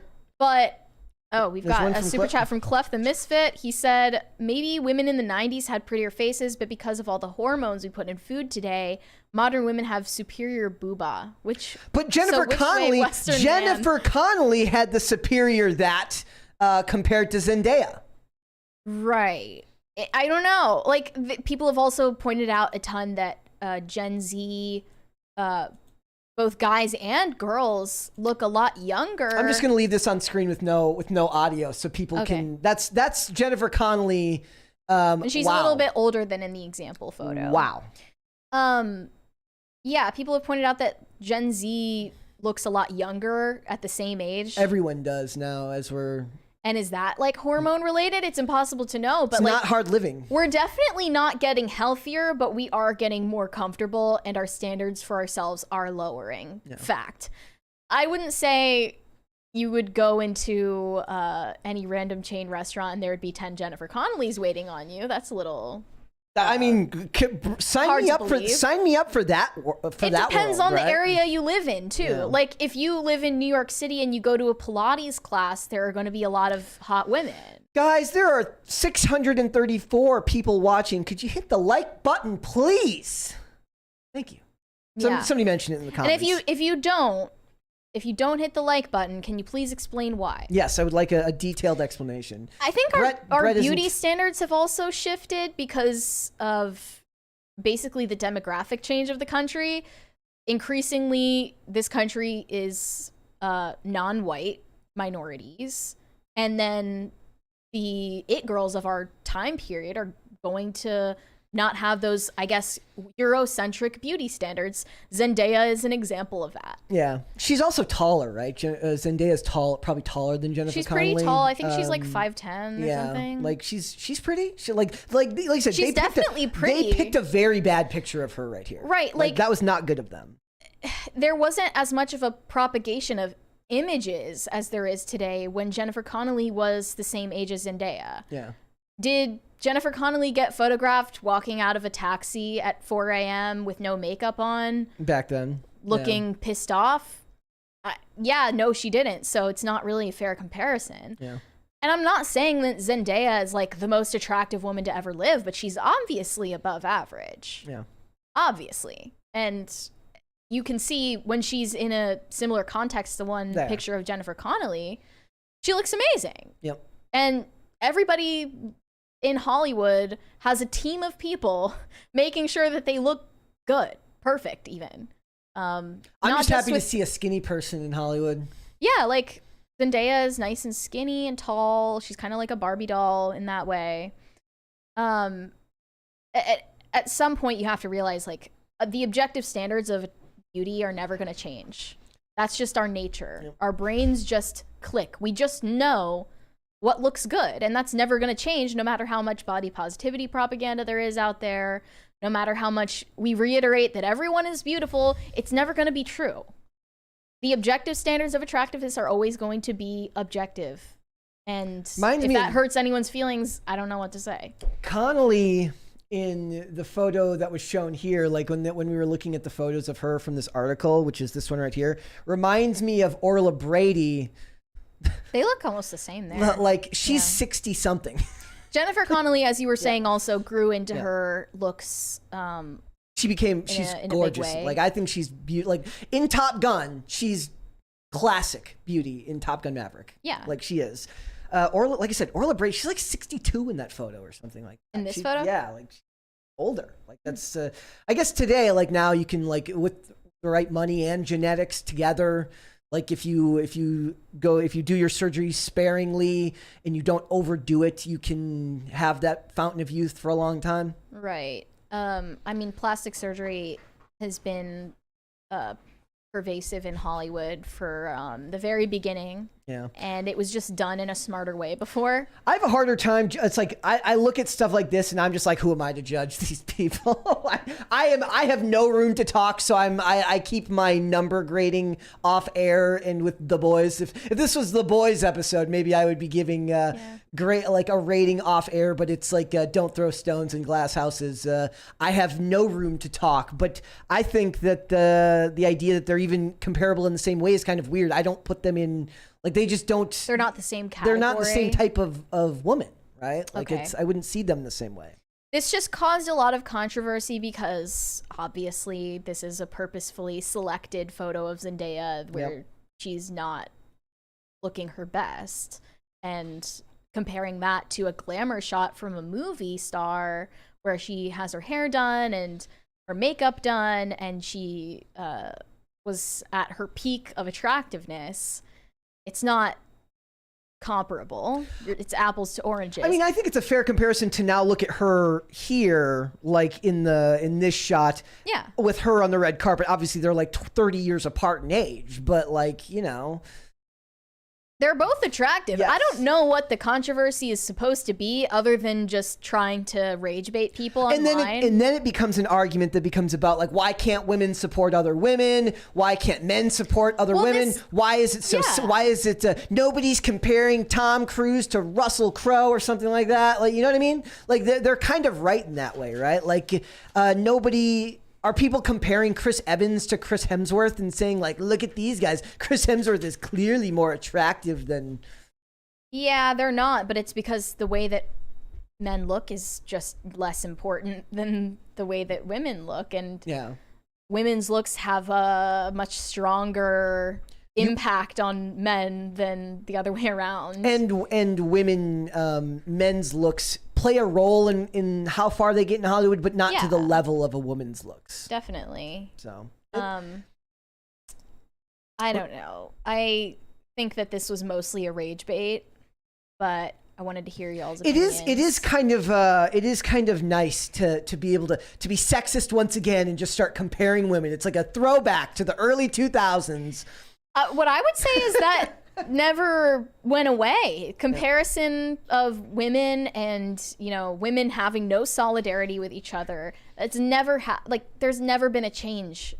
It's one of my favorite things that Hollywood tries to change is pretend that women like supporting each other all the time, which of course some might, but in general we know that that's just not how people are. Yeah. And I can't speak for how like objectively true this statement is about the 90s, but there's no accounting for taste and like the fashion back then and the way people did their hair and I believe, like because people took better care of themselves and their weight, That's a huge factor. It's like those photos that say like this was a beach in the 1980s and everybody's thin. Yeah, like that's real. Yeah. People were more attractive probably on an objective scale 30, 40 years ago than they are today. No and plastic surgery. Yeah. No. Well, I guess weight was a lot there was less plastic common. surgery, but it was less accessible to average people. Yes, there was not a consumer model for Right. for plastic surgery. And the way that people do cosmetic procedures and plastic surgery now is, I think, a lot different to the way that they did it before. The way it was done before was, how can you get away with it with no one noticing? Now, people use plastic surgery almost as a way of conspicuous consumption, where it's like, I'm showing off the fact that I can afford these lip fillers. So I'm showing off that I can symbol. afford these breast implants or these injections. And it's very obvious that they have them, and they're not trying to hide it at all. Yeah. And It used to be something that was done. It was like plastic surgery used to be similar to CGI, meaning that the best versions of it are the type that you don't see. right, exactly. Yeah. And it's still that way, but now everyone thinks like plastic surgery all looks the same because the cases of it that you notice are the worst ones. Yeah. Because that's the most interesting for people to Looking to like show a blow up doll with like gigantic baboon anus lips. That's what we think of when we think of plastic surgery today. and it's not exactly the It's most. not always that. I'm sure Jennifer Connelly has gotten work done. I'm sure. Oh of yeah, that. Absolutely. I wouldn't be able to tell you what, but it's like I look at it and it doesn't look. It's But that's not the overt. point. You shouldn't be able to point it out and immediately notice. That She's should even not got, ever be like- the first thing you notice about somebody. She's even got like gray in her hair. It's like a. I just It's like made a deceptive, like I just made a tweet about this the other day when I was I literally just the other day where I was talking about I missed the day of Hollywood before aging and de-aging, where I was watching Dollhouse, and in Dollhouse they have at the end of season 1, at the end of season 2, they have episodes that are called Epitaph Part 1 and Epitaph Part 2, and in that it takes place in the future. So to age up smoking hot Eliza Dushku, they just put a gray streak in her hair. She looks exactly as young as she did before. She just has a gray streak in her hair. Yeah. And somebody's like, they could have just had Tulsi Gabbard play her. I'm like, yeah, they could have had Tulsi Gabbard play her. That would have been freaking great. yeah. But that was, that's what it was back then. They didn't know how to. I mean, obviously there's like makeup they could do, and they did like post production, but a lot of prosthesis. But they weren't doing that because they weren't aging the character up so far that they needed to give her a ton of wrinkles. But she just has the gray streak in her hair, and she's kind of got the gray. She's, it's right there. And they even here, I'll show it on screen. They even talk about this in an episode of Person of Interest, where he's like making fun of his he's got the salt and pepper hair, and everybody would always tell him he never wants to get rid of it, but they always tell him to keep it because chicks dig the salt and pepper hair on guys. Often, yeah. Yeah. So it's is that going to be a thing? Like, will we then eventually have like guys are going to be into salt and pepper haired women? I mean, if we go by what Nina was saying, which is that age gap relationships are going to proliferate once the recession sets in, So younger men will be probably? going for the women with the.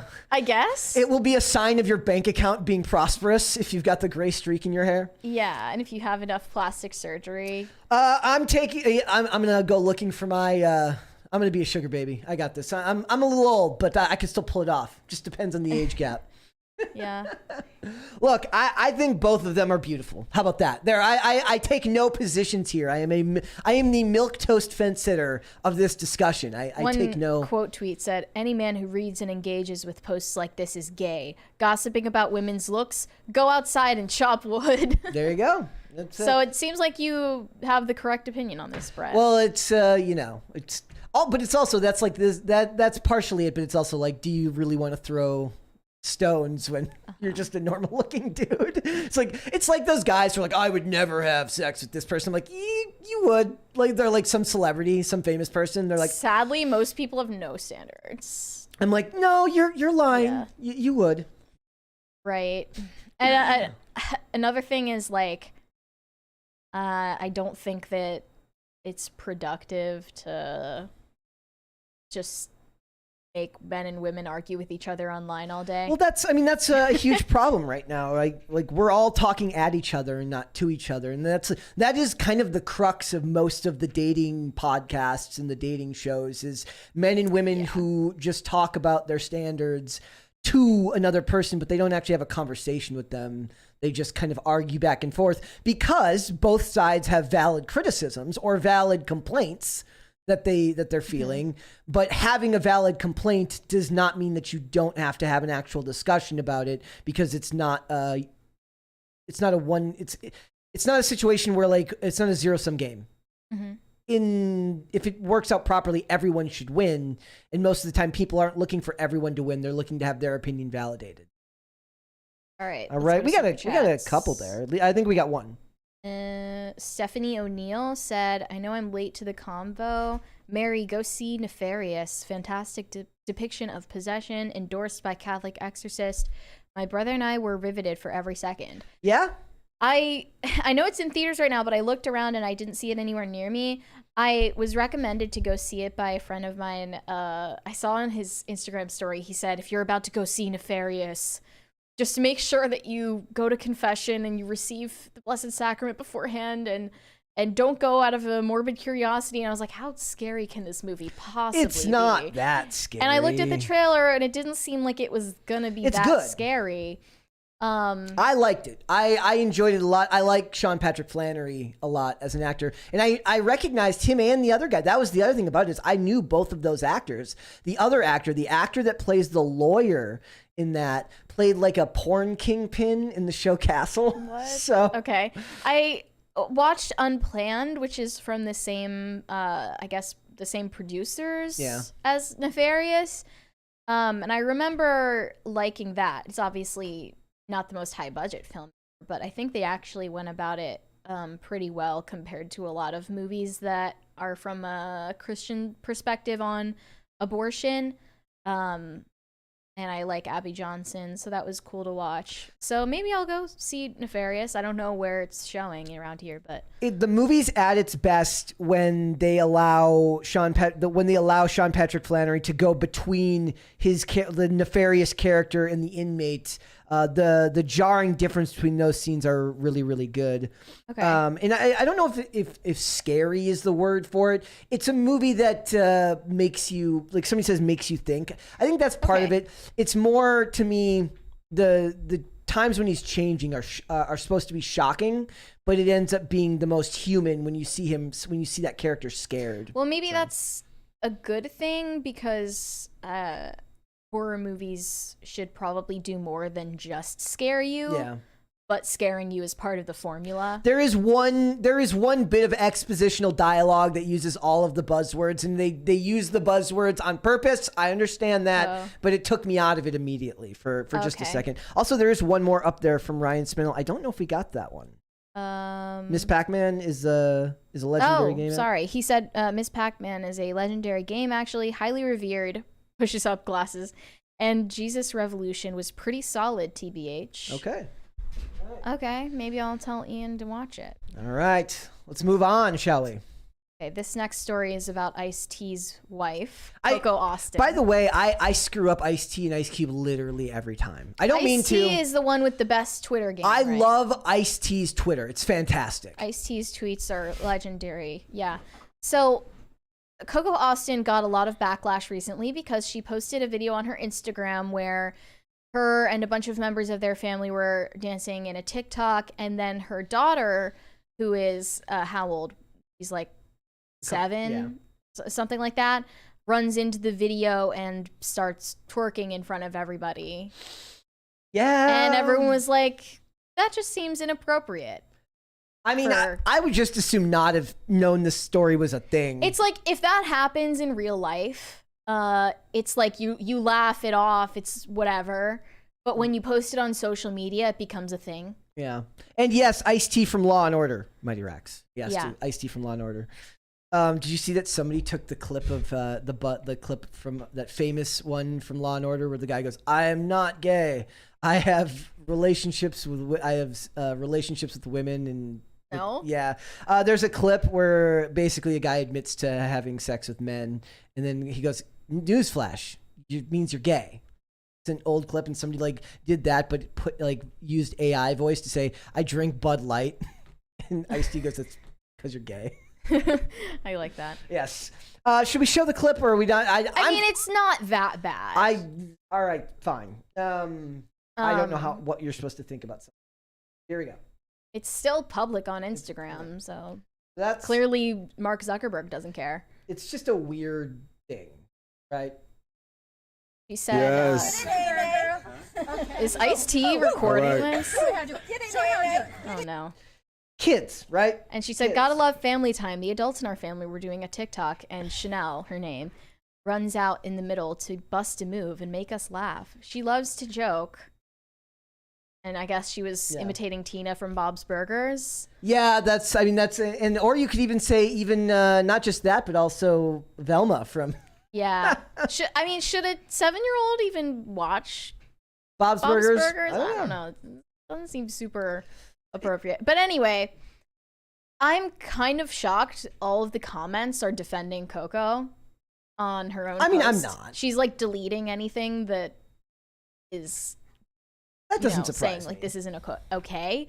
One person said, "I normally wouldn't agree with a little girl twerking, but Coco can do no wrong in my eyes." I don't know if a couple of years ago I would have ever thought about any of this. I would have just never looked at something like this, so I wouldn't have known that this was going on.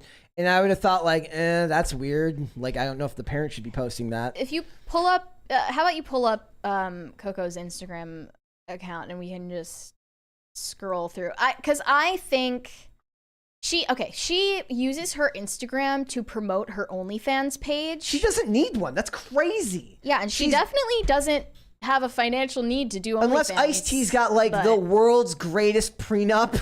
She's just stacking. They're divorced? No, I'm just saying, just in case. Yeah, so she's got an OnlyFans. She posts foot fetish content. She posts very explicit pictures that aren't nudes, but they're very close to that.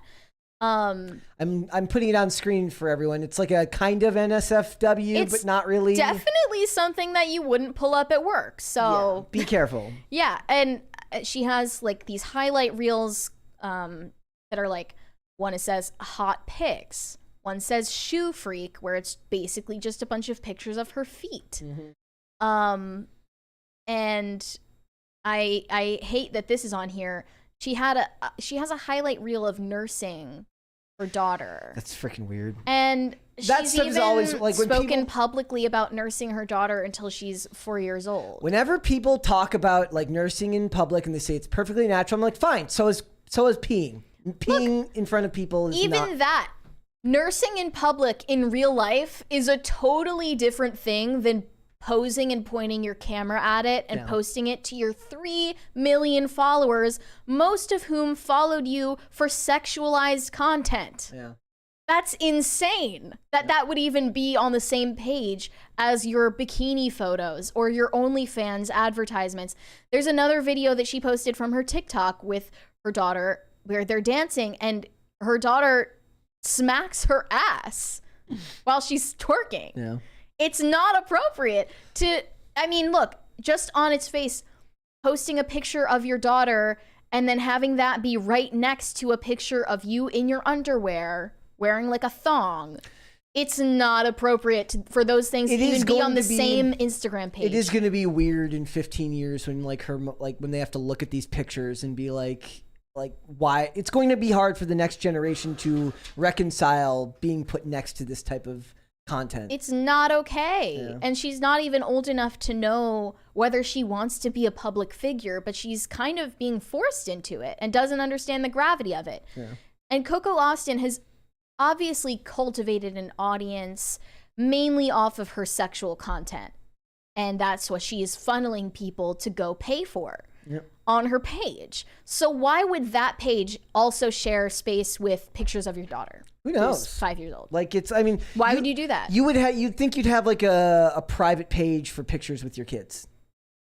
Like, in not a, like, if this is the one you choose to make public, then keep that public, I guess, but then have a private one for friends and family with pictures of your kids. Not to mention, we just do live in an era now where putting pictures of your kids on the internet at all It's is dangerous inherently, and it's a risk that you have to take for yourself. But posting nursing videos to your followers who followed you for sexual content will then grow up and follow your kid. When your kid has social media posts, it's going to be creepy. It's not okay. And even with the most charitable interpretation of this, it's that obviously this woman doesn't see her daughter in a sexual light and doesn't think anything she posts of her could possibly be seen that way. And I think that for but her, that's just in ignorance. That's what I'm going to say is, like, for her, I bet you nowhere in her brain is there like a thought that this is in any way bad. Like, you would hope, right? That definitely. She's just missing it.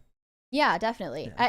So when she posts a video where the thumbnail is her daughter smacking her ass, she's obviously thinking, haha, it's just a funny moment with my daughter. And if it were happening off video and just in the comfort of your own home in privacy and it weren't posted on social media, that would be a totally different thing. Yeah. But when you post it publicly for millions of people to watch and comment on and have opinions about, it's just not ethical. Yeah. I'm going to stand by that. I don't think it's okay. And I don't know why everyone is so hesitant to say something is or isn't okay these days. Like, we have to make objective statements about what is okay morally or not okay morally. I think a lot of it is that we live in an age where cultural relativism is very prominent. Cultural and moral relativism. But also that we do come from a country that has long since, or at least it used to believe in the idea of, like, live and let live, not my business, not my problem, right? And I mean, I'm of that mind. Most of the time, I'm of that mind. Do whatever the hell you want. I don't care. It's none of my business. As long as you're not harming kids and you're not forcing yourself on anybody, you're not stealing their stuff. I am very much a live and let live person in almost every instance. And I think that permeates a lot of the culture. So a lot of people just see it as, look, it's not my business, it's not my problem. Why would I spend any time? I mean, if I'm being fair, if we weren't doing this show, I'm not going to go on this lady's page and shame her. I'm going to ignore it, say it's weird, and then move on with my day. Like, that's... Well, what else can you do? It's exactly. not like you could talk to her one-on-one about why you think Coco, this listen. okay. Coco, listen. Let alone we got to have her. a talk. We got to have a talk, lady.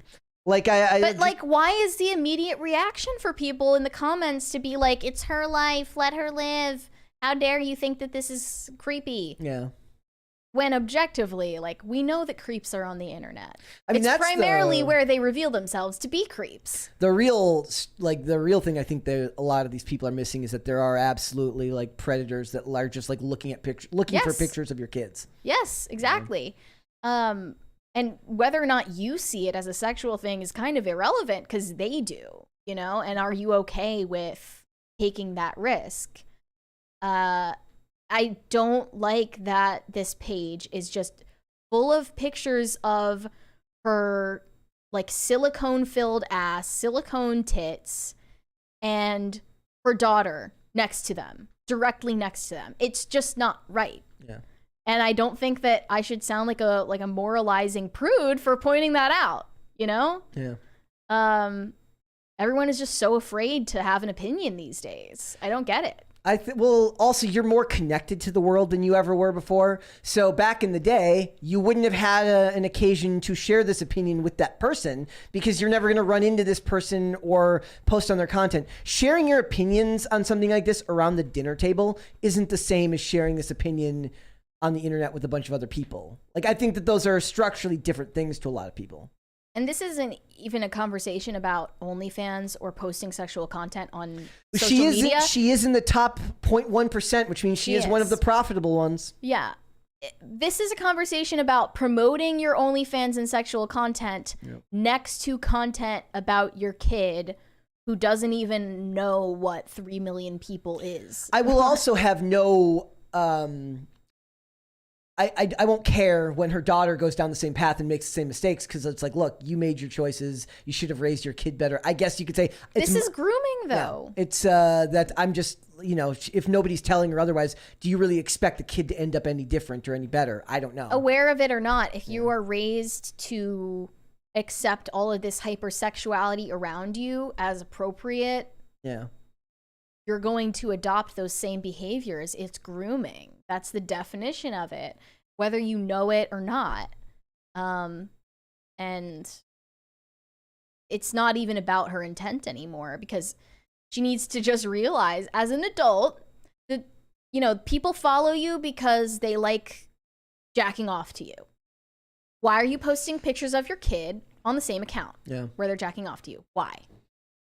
They're scrolling past pictures of your kid while jacking off to other pictures of you.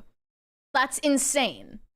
Like, but continue living in blissful ignorance of that, I guess. I mean, we're just coming up into a creepy time in the world, right? Where all these things are connected to people. Where back in the day, a lot of these women would have been shamed out of being public, and they wouldn't have shared stuff like this publicly, especially once they had kids. You even see the women, a lot of the women that get into porn stop posting stuff like that once they have kids. Yeah, sometimes it helps you realize the stakes of these things when you start a family, hopefully, but not for everybody. Yep. I just cannot imagine like being in the mindset of somebody who posts like hashtag normalize breastfeeding next to look at my lingerie shoot. Obviously, breastfeeding is not something that should be sexualized. But the reason that it is because of people like you. So you're not doing anything to normalize it. You're doing more to stigmatize it. Negative YouTube says it's not ignorance, it's intentional. Think that's true? I don't know if I buy that. I really hope it's not. I don't know if I buy that that's intentional from her. Like, I think that we tend to fall into this category where just because we're aware of the things that are going on in the world and just how bad things are, is that we're not like that. We assume that everyone else is as well, and that they've literally been co-opted so well that they don't realize that what they're doing is wrong. I don't know. Her bio does state mom pics to hot pics. I didn't even. So okay, how intentional is this? That is very intentional. Never mind. Like, yeah, like as soon as you make that is it the contrast that you're selling yourself on? The contrast between the content you make with your kid and the content that you make for OnlyFans is like a selling point. I didn't even think about that. Yeah, I didn't even see that part there. I truly hope it's not intentional, and the most charitable interpretation is that this lady would never see her kid that way. But unfortunately, we don't live in a world where we can depend on that being the case all the time. Yeah. Oof. I don't know. I know that there have been women who tried to sell videos of them giving birth on OnlyFans. Yeah. This is the thing. It's unfortunately a reality that we have to accept about the internet, that there are dangerous people on it. It's 2023. This is the only time when it's appropriate to say that it's current year. You should get this by now. It's current year. It's 2023. You should understand that dangerous people are on the internet looking for content of children. What's the meme? It says like back in the day they would say don't talk to strangers on the internet, and don't accept rides from a stranger, and don't talk to strangers on the internet. And now it's like it's 2023. I contact a stranger on the internet to get a ride. Yes, exactly. Like that's literally the world we live in right now. So, yeah. All right, we got. Do we have any super chats there? Literally one just came in right there. It's okay. Stephanie O'Neill, or sorry, no, it's over 9,000 said, Brett, have you seen the Jackie Robinson movie 42? Good, solid acting from Harrison Ford and the late Chadwick Boseman. Yeah, Chadwick Boseman has like before he passed, had like a kind of a monopoly on all of the classic characters. We've got one from Purpill. Yep. Right on, Mary. I totally agree. She knows what she's doing. She doesn't care. She probably likes the attention of the creeps, clearly. Don't be charitable to her, otherwise it won't stop. I don't know if it's ever going to stop anyways. I think of it more as a runaway train. This society has, like, if everyone's wondering, like, if the world can be saved or changed, I hesitate to think, like, especially when it relates to culture, media, and propaganda, that war was actually lost about 20 years ago, and that it's infiltrated so far that we did a video on Friday about Sandra Bullock and how her daughter said that she's not woke enough because she was okay with Squid Games being made with no black people. Therefore, it's bad because she's like, I can't believe daddy would watch this. There's no black people in Squid Games. Her kid's like 7 like her kids like 12 years old. Like, we're screwed. Unsupervised internet We're access screwed. did Like, that to a 12-year-old. the brain is already melted. A lot of it might have been younger than 12, but the point is, I said, Even like, worse. but then the mom celebrates with it, says, like, she's so smart. She teaches me what she needs to know. And I said, if you don't see this moment as a time in which you can then clarify to your daughter that a show being made in Korea isn't going to look the same as a show being made in America, and that there's contextual differences there, and instead you just decide to say, I'm so proud of her, we lost this battle 20 years Adults ago. don't see themselves as the leaders anymore of the younger generation. Yeah. It's a sad thing. Well, didn't that happen during the Cultural Revolution in China? Like, children were promoted and told to shame adults. That's the thing. So, what was your take on 42? I haven't seen it in a long. I that remember was like watching a decade it ago. when it was like yeah. when it came out, and I remember almost nothing about it. I will have to. I was gonna rewatch Field of Dreams this weekend, so maybe I'll watch them both this weekend. All right, and then there's one from Goofer Trooper there. I'd love a live action version of Berserk, but they'd 100% ruin everything about it. By the way, you should read Berserk. Let's go. There you go. Also, speaking of Berserk, this isn't the same thing, but Berserker, the Keanu Reeves comic from Boom Studios, is supposedly being made into a Netflix series, if I remember correctly. So there's an example of that as well. The Coco one kind of, that topic literally just made me think more. Like, I guess I wouldn't have thought about it because I'm not looking at Coco's page, right? Mm-hmm. But I didn't, just the quote you posted out about on her Mom page. Pics to hot pics. That's a little bit disconcerting, right? Is this partially also because we're having kids younger? People are having kids younger and therefore. You mean older? No, well, she's pretty young. She's not that old. Like, I'm saying, like, Really? somebody like her who's can afford the plastic surgery, and we are in protracted adolescence. She's 43. That's not that old. And has a 5-year-old. Yeah. So that's still a geriatric pregnancy. But I'm saying, but that's her. But I'm saying that there's also going to be the examples of women that are having kids at 16 who are then in their 30s when their kid's a teenager, and they're like, oh my gosh, it's my mini-me. And then they have like the weird. Well, it's either you have the unplanned pregnancy in like your late teens, and then you think of yourself as your kid's best friend. Yeah, they're not an actual parent. And not a parent, or in other cases, you protract adolescence to your 40s in this case, and I didn't know I thought she was in her 30s. Don't take accountability for your actions and involve your child in your social media exploits. Also, for the not obviously in the Coco situation because Ice-T is around, but a lot of those situations it's fatherless households that there's no dad. Well, even then, it's like it's somehow spiritually fatherless if he's not putting some order over the household, and this is allowed. But we still give Ice-T a pass because he's got a great Twitter. Apparently, he's funny on Twitter, so for sure. Yeah. All right. That kind of put a damper on things. Yeah, that's. Actually, I do have a funny thing to end the show on, guys. You remember last week when I mentioned that we talked about Arnold and we talked about the pothole, and then they found out that it wasn't a pothole; it was a digging trench.